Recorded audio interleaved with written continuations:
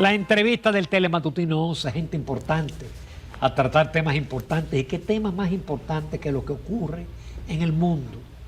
Que aunque usted no lo crea, lo afecta. Si lo que está pasando en los Estados Unidos no va a afectar de manera directa, o lo que ocurre en China. Y por eso hemos convocado a un experto, a un especialista, el licenciado Luis González. Él es politólogo, pero es experto en temas internacionales, es sinólogo, es experto en el tema de China, académico, profesor en varias universidades, profesor de maestría. Así que tenemos una personalidad importante para temas que son importantes. Luis, encantado de tenerte. Gracias por la invitación, don Ramón, porque para mí es un gran honor. Sí. Creo que es la primera vez que lo hacemos solo. Sí, porque siempre Jacqueline aprovecha cuando yo no estoy para invitar. Sí. Otras veces lo hemos hecho, pero Jacqueline está de vacaciones. Ok, bueno. Pero igual, como yo siempre digo, cuando usted no está, hasta cierto punto ella está aquí porque es parte permanente. Definitivamente. Luis, obviamente el tema obligado ahora y quizás hasta noviembre es el tema de los Estados Unidos. Sí. El retiro de la carrera de Biden, que se lo pedía su propio partido. Ahora la carrera por la sustituta. Y yo quisiera que tú nos hagas una especie de compendio de eso, del atentado fallido contra Biden y de las posibilidades. Contra Donald Trump. De Donald Trump. Si será Kamala Harris. Y cómo tú visualizas el 5 de noviembre, que por lo menos se ha animado el panorama, porque con Biden el panorama no estaba tan animado como ahora. Usted tiene toda la razón. Comienzo por ahí. Había, los demócratas se sentían derrotados con el candidato actual presidente Joe Biden, porque está claro que él no está en buenas condiciones. O sea, las pifias que tiene, el saludar entes inanimados, pero eso no es nuevo, don Ramón y ustedes que me siguen. Ya se están saliendo, lo que sucede es que en Estados Unidos usted viene a saber las cosas cuando se desclasifican los documentos 10, 15, 20 años. Pero incluso para el 2020 ya él traía esos problemas. Si usted revisa la campaña de Donald Trump, se está mencionando eso, recuerden, para que eso se pasó de soslayo y él al final ganó y ha gobernado con esa situación. También se dice que si usted puede observar, porque el mundo entero lo ha observado, lo más reciente fue que en el G20 en Italia, él sale como siempre a mirar entes que no existen y tiene entonces Meloni, que fue la anfitriona de esa reunión de la cumbre del G20, Ursula von der Leyen y los demás líderes tuvieron que colocarse en torno a él para una foto.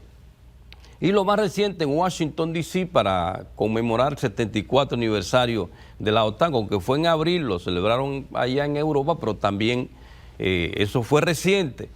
Mencionó para llamar y presentar a Zelensky, entonces dice el presidente Putin, o sea, no solamente está comparando precisamente a dos adversarios, o sea, él tiene problemas, claro. Entonces se dice que si eso usted lo puede ver en el día a día es peor, o sea, él tiene para entender. Entonces, ante esa situación es por eso que el partido, como usted señaló después del debate, sobre todo, ya tenían ciertas dudas, pero después del debate frente a Donald Trump, entonces se dieron cuenta que era imposible que este hombre pudiera competir para poder hacer algo, porque las encuestas con todo y todo han tenido a un Donald Trump en ascenso, pero a partir de ahí entonces él fue mayor y le comenzaron a solicitar algunos de manera directa y en los medios de comunicación, senadores importantes, los Clinton y Obama y los Obama hasta cierto punto le mantuvieron el apoyo. Y luego Nancy Pelosi y otros importantes tenían sus dudas, el presidente tiene que tomar una decisión. Al final, él la toma cuando está precisamente en su casa de playa en Delaware, porque tiene COVID además. Y a partir de ahí entonces se presenta el caso que usted señala. Lo sorprendente no es que haya renunciado a la candidatura, sino que lo haya hecho tan tarde. tan tarde, porque estamos ahora que estamos hablando, estamos a 105 días de las elecciones exactamente, que serán el martes 5 de noviembre. Y estamos a menos de un mes de la convención demócrata en Chicago, Illinois, para el 19 de agosto. O sea, con tan poco tiempo, él toma la decisión porque era ya insostenible su campaña. Al tomar la decisión, no en el mismo documento, usted lo puede leer, usted puede ver en el mismo tuit del presidente Joe Biden, puede leer el documento en el que él señala que lo ha intentado, quiere ahora enfocarse en terminar de gobernar. Esa es otra duda también, si tú no puedes ser candidato. Porque ese es el terreno de los republicanos. Exacto, no, y muchos de los que nos están mirando se preguntan, si usted no puede ser candidato, tampoco puede ser presidente del país más poderoso, pero luego... Y hasta enero. Exacto, hasta el mediodía del 20 de enero del 2025 que le corresponde entregar. Y luego entonces en otro señala que la candidata podría ser y debería ser, lo está sugiriendo, porque él no puede imponer naturalmente, es un proceso que tiene. Entonces al sugerir a Kamala Harris, yo entiendo, don Ramón, que esa es la candidata con más posibilidades. No creo que ahora mismo pueda surgir, se habla del senador por el estado de Massachusetts y se han mencionado otros nombres, pero creo que... Varios gobernadores. Sí, y gobernadores, pero creo que para fin incluso de donación... Y Michelle Obama. Michelle Obama se mencionó, pero muy sutil, incluso son hasta de otros, algunos republicanos han señalado que si ella participa podrían tener una carrera ya menos fácil para el presidente Donald Trump, pero no se ha presentado y no creo que lo vaya a hacer tampoco. ¿Por qué? Porque es que el hecho de tener a Kamala Harris significa que ella tiene ya los donantes, incluso ya la donación que está para la campaña de Joe Biden, ella podría utilizar eso. El equipo, porque es una campaña que existe. Y lo que usted que también no sabe lo que significa una campaña, montarla a nivel nacional, las estructuras, entonces eso ella se puede insertar en ella porque ella era parte de esa campaña. Candidata. Y además los donantes le están dando la oportunidad. En 24 horas se está hablando de más de 81 millones de dólares de donantes pequeños. Luego vienen las grandes donaciones que se permiten a través de algunos mecanismos en Estados Unidos. Entonces yo creo que sin lugar a duda va a ser la candidata de los demócratas y como usted dijo también está en un buen momento por ahora. ¿Por qué? Porque es sangre nueva, no tan nueva porque tiene 4 años como vicepresidente, es parte de lo bueno y de lo malo. Por eso también la campaña del presidente Donald Trump se va a desmontar un poco el tema de que el candidato era muy adulto y que tenía, ahora el adulto va a ser él. Incluso que también de vez en cuando tenía sus pifias. Se le iban entonces, y ahora si él es electo, que parece ser que va a suceder, será el presidente con mayor edad electo, porque incluso cuando eligieron a Joe Biden tenía menos edad que la que él tiene ahora. Entonces ya ese tema se desmonta, pero lo demás, que es el tema migratorio, que es el tema económico, que es el tema de la guerra, los 200 mil millones de dólares que se han enviado a apoyar a Ucrania, todos esos temas, el tema del aborto, hay muchos temas que la campaña de Donald Trump y sobre todo que lo fortalece la designación de J.D. Vance o J.D. Vance, si usted lo quiere decir en español, que es el candidato a la vicepresidencia. Yo les recomiendo, yo creo que mucha gente tiene acceso al Netflix, que vea la película donde narra un poco, un libro que él escribió en el 2017. No pensaba ser político. No pensaba siquiera ser político, un muchacho que venía de una vida, que les recomiendo ver la película, se llama Una elegía rural. Ahí está la vida, la tradición. En inglés, Hillbillies Elegy. Yo la vi en el fin de semana. Ah, bueno. Y se la recomendé a los televidentes. Porque es muy buena película. Pues entonces una reiteración de mi parte. Un muchacho que viene de abajo. Muy buena. Viene totalmente, yo creo que ese es el llamado sueño americano. Esos son los Estados Unidos, una familia destruida, una madre adicta y todo lo que ustedes saben. Pero yo creo que él fortalece también la posición del presidente Donald Trump. Representa una zona del medio centro de Estados Unidos que es importante, conservador, y él mantiene esas posiciones. Entonces, por ahí hay que verlo. Con respecto a, y ya incluso usted lo dijo en su comentario, el presidente Donald Trump vive por alguna providencia, porque lo que sucedió no fue de un inexperto, no creo, yo creo que lo analizó magistralmente. Ahí hubo una conjura, porque eso, si él no hace ese movimiento, no había otro.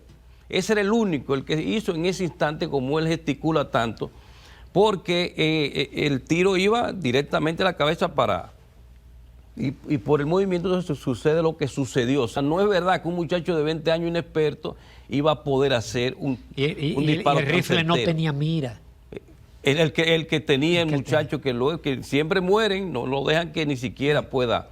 Entonces yo creo que ahí hubo eso, pero hay que ver de dónde puede venir. Hay muchos, todo candidato que tiene posiciones, incluso él no es tan pro industria armamentista, yo no quiero decir nada con esto. Él quiere sacar a Estados Unidos de una guerra que le ha generado un beneficio extraordinario a Estados Unidos, a costa de la muerte, de la destrucción de todo un país. Estamos hablando de Ucrania, de la muerte de mucha gente de todos los lados, y que el año pasado, don Ramón, fue el de mayor venta de armas desde el punto de vista nominal en toda la historia de la humanidad. Armas y combustible, gas natural. Y todo lo que significa, y la logística, todo lo que significa, exacto, y el gas natural, que los europeos lo recibían de manera directa por el Nord Stream, en el caso de Alemania.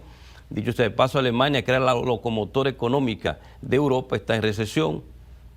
Está en uno de los peores momentos porque tenían gas directo y de mejor calidad por el Nord Stream 1 y ya el Nord Stream 2 estaba listo para funcionar y lo destruyeron. Pues yo digo que él sabe, él está actualizado. Entonces, el hombre está actualizado. Entonces lo que yo creo, don Ramón, va a ser difícil.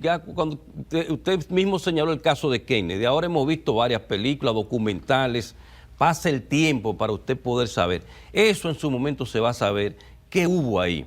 ¿Cuántos pudieron haber disparado? La suerte es que él, primero, no fue impactado y pudo bajar y pudo entonces protegerse. Si no, como en el caso de Kennedy, que era imposible porque estaba en un carro totalmente desprotegido, pero eso fue lo que sucedió. En el futuro se sabrá de dónde vino eso. No creo que haya sido directamente del lado demócrata y de la campaña, porque eso no tiene sentido. Pero hay muchos intereses en Estados Unidos que hay que observar. Entonces yo creo, en síntesis, el cuadro que vemos con Estados Unidos es una campaña demócrata que tiene ahora mismo, diríamos, un respiro con una posible candidata que podría ser proclamada el 19 de agosto en la convención demócrata en Chicago, Illinois, que parece ser que va a ser Kamala Harris. Luego hay que ver cuál va a ser su candidato a la vicepresidencia. Se están sonando varios también gobernadores, incluso una mujer. No creo que sea conveniente, no es cuestión aquí de que sean dos mujeres a la candidatura demócrata. Ellos, hasta por género, un hombre incluso que sea de esa zona del medio. Y blanco. Y blanco, porque ella representa precisamente una combinación afro-asiática. Ella viene de familia de ascendencia india y de familia afroamericana, representa una zona de Estados Unidos. Ella estuvo mucho tiempo en Massachusetts, que es un estado que siempre ha sido demócrata, que es el de mayor aporte. Es bueno que la gente sepa lo que significa el sistema electoral de Estados Unidos, es por votos electorales. California es el estado de California, a ese me refería, es el que aporta mayor voto, 54 votos electorales. Luego hay un estado que se supone que es casi siempre republicano, muy pocas veces lo han ganado los demócratas, que es Texas, y tiene 40 votos electorales. Luego, en tercer lugar, está la Florida con 30. Ha ido subiendo porque es un tema de población. Usted se puede ver que cambian entre una elección y otra, entre 1 y 2, porque depende de la población. La Florida, que tenía 27 hace elecciones pasadas, ahora tiene 30, y Nueva York tiene 28. Ahí están los 4 estados. De esos 4 estados hay 2 que siempre han sido demócratas, que es California y Nueva York. Y 2 que casi siempre, la Florida ha sido un péndulo muchas veces, que es Texas y Florida. Ahí están, pero hay en estos momentos 6 estados llamados estados péndulos o bisagras, que son el estado de Georgia, que aporta 16 votos, Ayer las mediciones de Donald Trump ha estado, Pensilvania aporta 19 votos, incluso ahí era que estaba él cuando se produce el atentado, porque es un estado importantísimo desde el punto de vista de los votos que aporta y desde el punto de vista simbólico. Está Michigan, que también es muy importante por lo que significa esa ciudad industrial como lo fue mucho tiempo. Wisconsin, que precisamente Joe Biden ha salido de sus vacaciones no deseadas y está haciendo campaña ya en Wisconsin, independientemente de que renunció él a la candidatura. Y está en Nevada y Arizona. Arizona son 11 votos y Nevada 5 votos. Ahí está. Ya los otros estados están casi definidos en que los que van a ser demócratas, los que van a ser republicanos. Entonces esos estados son los que van a definir las elecciones. Y en las últimas mediciones, y luego más después del atentado, ha aumentado en favor de Donald Trump. Interesante, Luis González. Nos vamos a una breve pausa. Todavía nos queda algo de ese tema y también temas nacionales. Continúen con el licenciado Luis González, quien es politólogo, internacionalista y sinólogo. Continuamos con el licenciado Luis González, académico, politólogo, internacionalista, y caemos en que coincidimos que Trump va a ganar. Ahora, ¿qué significa eso para los Estados Unidos, para el mundo y para ti, que eres un experto con China? Porque su primer periodo, las relaciones fueron tirantes, él puso aranceles, se dice que con él la globalización va a terminar, que viene una época de aislacionismo. ¿Cómo tú ves un Trump en su segunda edición? Yo creo que será menos mal y menos traumático para el planeta que estos demócratas. Yo he estado observando, don Ramón, unos documentos interesantes de las donaciones del complejo militar de Estados Unidos. Hillary es una de las que más ha recibido en toda su historia. Por eso yo creo que el planeta se salvó. Todo esto que tenemos ahora, señores, hubiera comenzado en el 16, al día siguiente de Hillary asumir, el 20 de enero del 2017. Entonces, esa es la diferencia. Donald Trump no está recibe como todo, porque como sucede con el que aporta las campañas, pero por un lado, por ahí yo creo que el planeta no le conviene desde el punto de vista global para la paz, la tranquilidad, para enfrentar los problemas. Incluso el hecho de que él piense en hacer grande Estados Unidos está bien, porque para eso que los gobiernos votan de manera interna. Un estadounidense que me está viendo ahora, de ascendencia dominicana, seguro no está viendo ahora, quieren un presidente que gobierne para ellos, que le ofrezca empleo, oportunidades, seguridad. Es uno de los países más inseguros del mundo. Y en seguridad social y en sistema médico, uno de los peores del planeta. Bueno, los países desarrollados es el peor sistema de salud del mundo, los desarrollados. Y compite a veces con países. Yo me sorprendí cuando vi un análisis sobre eso, sobre un sistema. Entonces, todo eso es lo que quiere un estadounidense. Cuando dice hacerlo grande es que le gobierne para ellos. Y yo creo que Donald Trump tiene más visión en ese sentido. Con respecto al... Pero, ¿y qué va a pasar con Ucrania? No, porque él ha dicho que no va a meter eso dinero. le iba a decir con respecto a los conflictos. Al día siguiente él lo dijo, y usted recuerda que él no juega con eso. Cuando ganó en el 16, asumió el 20 de enero del 17, el mismo día, todo lo que había prometido, voy a sacar al país de tal lugar, del acuerdo, usted recuerda el RCC, el Transpacífico ese. Todo eso lo hizo al mismo día. Con Ucrania yo le doy una semana, un mes, y no es que se resuelve antes, porque yo veo a Zelensky ya buscándole la vuelta al diálogo, porque sabe que se está quedando solo, pero además no tiene con quién luchar, ese es otro tema. Ya todo el que iba a morir por Ucrania ya murió. La gente que puede enviar sus hijos fuera, don Ramón, lo está enviando, porque no va a enviar al frente a mi hijo de 18 o 20 años por una lucha que no tiene sentido. Pero volviendo a la pregunta, eso va a suceder, va a cambiar. Ahora, y ahí le respondo la segunda parte de la pregunta. El tema de China. No solamente es él que sigue insistiendo que China es la verdadera amenaza, sino que en sus primeras palabras, J.D. Vance, el candidato a la vicepresidencia, dijo: estoy de acuerdo con el presidente, al día siguiente vamos a terminar esa guerra de Rusia a Ucrania, por lo menos lo vamos a dejar de apoyar y por tanto podríamos buscar una solución. Y no le va a quedar de otra a Zelensky que buscar una solución a eso. Pero debemos enfocarnos en la verdadera amenaza. Esas fueron las palabras de J.D. Vance, que es China. Y yo creo que eso puede ser un error, porque China no representa una amenaza real. Usted puede ver los principales analistas de Henry Kissinger, que murió recientemente después de haber cumplido 100 años, y muchos expertos, incluso que han sido parte de la historia de Estados Unidos, profesores analistas, que señalan que el tema de China no es una amenaza real, es una amenaza existencial, en el sentido de que aquel crece, está haciéndose importante, ni siquiera es porque una amenaza militar, es porque ya le está compitiendo en todo, ya lo está superando en todo.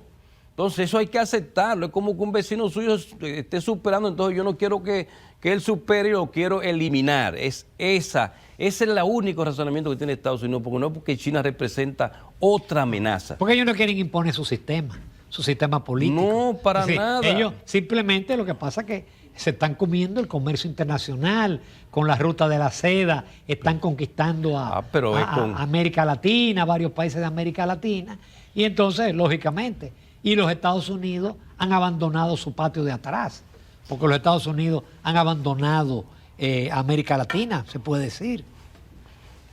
Bueno, pero es que precisamente de eso es que se trata. Yo creo que con el presidente, pues, insistiendo en la respuesta a la pregunta, con el presidente Donald Trump, él va a insistir en eso precisamente porque entiende Estados Unidos, porque usted recuerda que él lo comenzó, pero lo siguió, pero lo siguió con otra visión, con la visión de generar un conflicto armado contra China con el tema de Taiwán. Nunca con Donald Trump sucedió eso. O sea, llevar a Nancy Pelosi, que era la tercera en el orden de mando de Estados Unidos, visitar el territorio de Taiwán, entre otras visitas, insistir en vender armas, porque son visiones. Sin embargo, en el fondo es por ese tema existencial. Y estoy de acuerdo con su reflexión. La respuesta que tiene que dar Estados Unidos es ver cómo entonces compite. Todo eso que está invirtiendo en armas, en promover conflictos, lo que tiene que hacer es invertirlo en investigación y desarrollo. Es que China viene desde hace mucho tiempo. Yo le dije a ustedes que J.D. Vance escribió su libro, que lo proyectó, donde criticaba mucho. El mayor crítico de Donald Trump era J.D. Vance. Sin embargo, luego se une a él en el 2021, con el apoyo de Donald Trump, llega a la senaduría del estado de Ohio.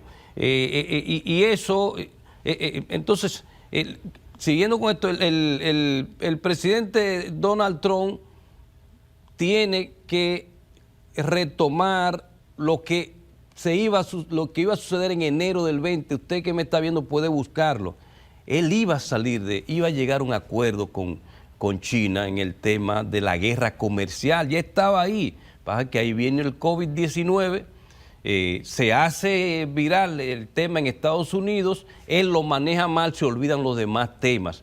Yo creo que por ahí podría ir el nuevo, y debería, es lo que yo entiendo, Ramón, el tema con China, debería ir por ahí, porque enfrentarse, ya todos los analistas lo han dicho, enfrentarse militarmente con China no es la solución, porque con China significa ya otros bloques que han ido surgiendo. Estamos hablando de la destrucción del planeta, porque no solamente ya China es potencia nuclear, sino que tiene al aliado Rusia, que es la mayor potencia nuclear, y tiene otros aliados que son parte de Corea del Norte. Y Corea del Norte que está. Entonces yo creo que esa no debe ser la solución. Yo creo que, que fue la pregunta que usted me formuló, con el presidente Donald Trump, Estados Unidos, entiendo que va a retomar la producción, va a retomar el empleo, el crecimiento económico, Ramón Núñez, que usted que es economista. El crecimiento de la economía de Estados Unidos iba en ascenso con Donald Trump. Ahí están los números, eso no lo estoy inventando. Por eso se decía que si no es por la pandemia, él no perdía la reelección en el 2020. Y yo creo que él lo va a lograr en ese sentido. Va a gobernar para los Estados Unidos, tiene su forma, pero incluso en diplomacia, en política exterior, él sentó a los líderes de Corea del Norte y Corea del Sur, se reunió con Kim Jong-un. En vez de promover conflictos, tuvo algunos ataques, pero fueron mínimos. Yo creo que él lo que hizo fue promover un Estados Unidos que compita en los aspectos, que es lo que creo que debe hacer. Por eso le conviene, y estoy seguro de que será electo por los estadounidenses el próximo 5 de noviembre. Y rápidamente aquí, que aparentemente todo es paz, tenemos un presidente que ganó con muchísimos votos, que tiene una mayoría, la mayoría que jamás ningún presidente ha tenido en el Congreso, tiene unas ideas de muchísimas reformas, Sí. la constitucional primero, la fiscal después. ¿Cómo tú ves el panorama político y la oposición dividida? Bueno, el país necesita de grandes reformas, definitivamente. Por eso, hasta cierto punto apoyo que haya designado una comisión de reforma. Usted recuerda cuando llegó el presidente Leonel Fernández, se llamaba COPRIME aquella vez, Comisión de Reforma y Modernización del Estado. Ya han pasado 20 años, más de 20 años. Yo creo que el país necesita, pero es una reforma profunda. Y yo creo que si alguien la puede hacer es precisamente Luis Abinader. Primero porque se supone que él no se va a repostular. No se lo permite el artículo 124 de la Constitución, que en esa reforma a la Constitución entendemos que él no va a tocar ese artículo 124. Algunos dicen que lo va a tocar para blindarlo. No, no hay que hacerle nada. Ese artículo está perfecto así como está. Porque así como está, tiene fuera a Danilo Medina, tiene fuera todo el que fue, con excepción de Leonel Fernández, porque esa Constitución fue después de que precisamente es quien plantea esa idea. Y digo, ese artículo fue de la Constitución de Hipólito Mejía primero, del año 2002. Ese artículo se lo agrega Hipólito Mejía. Entonces en la del 2010, y Leonel Fernández le quita ese artículo y lo pone con reelección no consecutiva. Y por ahí él se habilita él y se habilitó él y a Hipólito. Entonces en el 15 Danilo lo pone de nuevo y creo que ese artículo no hay que tocar. Pero siguiendo con la reforma, creo que hay que aprovechar para hacer una reforma completa en el país. Por ejemplo, el sistema político. Aquí hay que tener un sistema unicameral, por ejemplo, en el Congreso unicameral. Necesitamos reducción de los jueces de la Suprema. Aquí tenemos creo que tenemos más jueces supremas que todos los países del planeta, don Ramón. Tenemos 16 o 17 en la Suprema Corte, más 13 en el Tribunal Constitucional, cuando países como Estados Unidos tienen 9 jueces que tratan el tema constitucional también. Aquí hay muchas cosas, por eso estoy de acuerdo con lo que está planteando. No sé si se la va a jugar, si va a hacer la reforma que necesita el país, incluyendo esa reforma fiscal, que más que incluir nuevos empleos, nuevos impuestos, se puede recaudar, incluso reduciendo muchos de esos impuestos y haciéndolos más eficientes. En ese tema usted sabe más que yo, se puede lograr eso. Entonces tiene la oportunidad porque él no está pensando en las próximas elecciones. Él podría pensar ahora, el presidente Luis Abinader, como un estadista, como decía James Freeman Clark. El político piensa en las próximas elecciones, el estadista en las próximas generaciones.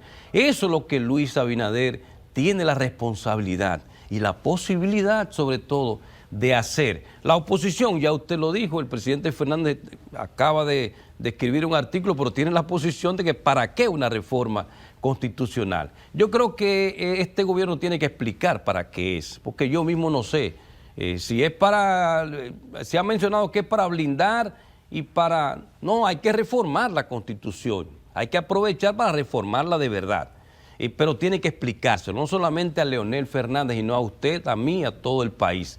¿Para qué las demás reformas? Explicarlas. Y cuando el pueblo entienda que eso va a significar la reducción de muchísimo gasto público y no habrá necesidad de imponer más impuestos y no lo contrario, reducir la tasa impositiva, porque hay muchas formas de obtener ese dinero, promoviendo la inversión extranjera, haciendo crecer más el pastel. Esa es la oportunidad que tiene este gobierno de hacer y que tiene la posibilidad técnica de hacerlo solo, pero debe hacerlo con los demás. Debe hacerlo con la oposición. Qué pena no tener más tiempo para el tema local, Luis, pero muy bueno. La parte internacional yo creo que fue adecuada. Te agradezco muchísimo la participación. En lo inmediato, con los pocos minutos que tenemos, la doctora Luz Rosa Estrella.